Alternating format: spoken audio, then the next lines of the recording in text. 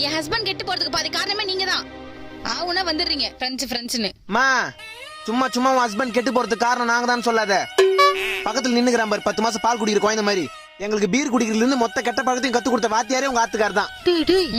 6வதுல அமலான்னு ஒரு பொண்ணை லவ் பண்ணா, 8வதுல ஏகவல்லின்னு ஒரு பொண்ணை லவ் பண்ணா, காலேஜ்ல கல்பனான்னு ஒரு பொண்ணை லவ் பண்ணா. இத்தனை பொண்ணுங்களோட வாழ்க்கையை கேட்டுட்டு உங்க கூட வாழ்ந்துக்கிற இவனை நாங்க கெடுக்கிறோமா? டேய் அம்மா இல்லம்மா, இவனுக்கு என் ஃப்ரெண்ட்ஸே இல்ல. பாத்தியாமா உண்மையா சொன்னதுக்கு எங்களே ஃப்ரெண்ட்ஸ் இல்லன்ட்டான். பாத்துமா தங்கச்சி, பின்னாடி வீட்டுல 2 ஆன்ட்டியை உசார் பண்றது கடைசியில உண்மையா ஒய்ஃப் இல்லன்றுவான். வாரம் சனிக்கிழமை நைட்டு எங்களை கூட ஃபுல்லா குடிச்சிட்டு கக்குவான் பாருங்க. உன்னை பத்தி அப்படி கக்குவான். இல்லம்மா, கல்யாணம் ஆகி 6 மாசம் கூட ஆகல, ஏன் தான் கல்யாணம் ஆச்சுன்னு சொல்லிட்டு புலம்புறாமா? டேய் இல்லம்மா இல்ல. போய் சொல்லாதடா, குழந்தை பிறக்காது. ஆமாமா. பாத்தியா ஐயோ இல்ல இல்ல இல்ல. இப்ப சொல்லு, உன் வீட்டுக்காரன நாங்க கெடுக்கிறோமா? நாங்க கெடுக்கிறோமா?